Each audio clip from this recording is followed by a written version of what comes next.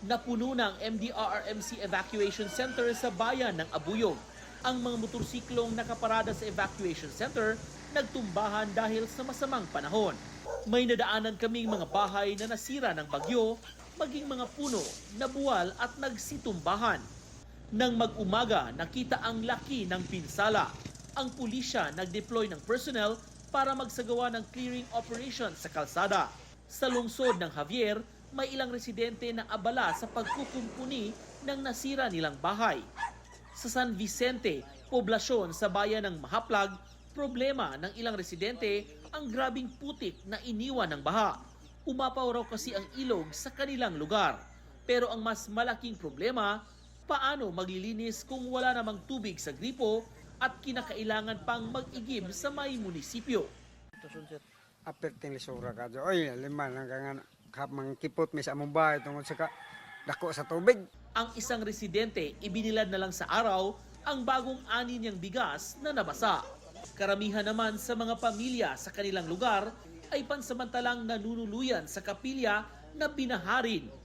Pinalubog ng bagyong Tino ang ilang bahay sa Gihulngan City, Negros Oriental. Ang mga bahay sa barangay Poblasyon pinasok ng tubig kahapon. Ito'y matapos umapaw ang baha sa Gihulngan River ayon sa PDRRMO. Ang tulay na ito sa barangay Buena Vista, Gihulngan City, halos abutin ng rumaragasang ilog. Hindi rin nakaligtas ang bayan ng La Libertad sa bagsik ng bagyong Tino. Umapaw raw kasi ang La Libertad River kaya binaha ang palengke roon. Sa datos ng PDRRMO, mahigit 4,000 pamilya ang isinilalim sa preemptive evacuation noong Martes ng gabi.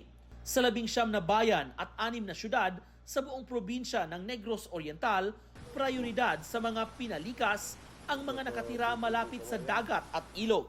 Naranasan ang malakas na hangin at dambuhalang alon sa mga baybayin sa Panglao, Bohol kahapon Martes dahil sa bagyong Tino.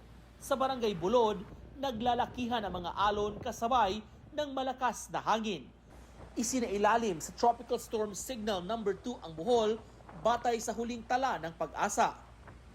Pero ang Northern at Eastern Bohol ay nasa Storm Signal number 3 at 4 kahapon. May naiulat din na nasawi sa Bohol matapos madaganan umano ng puno. Wala pang detalye ang CDRRMO ukol dito.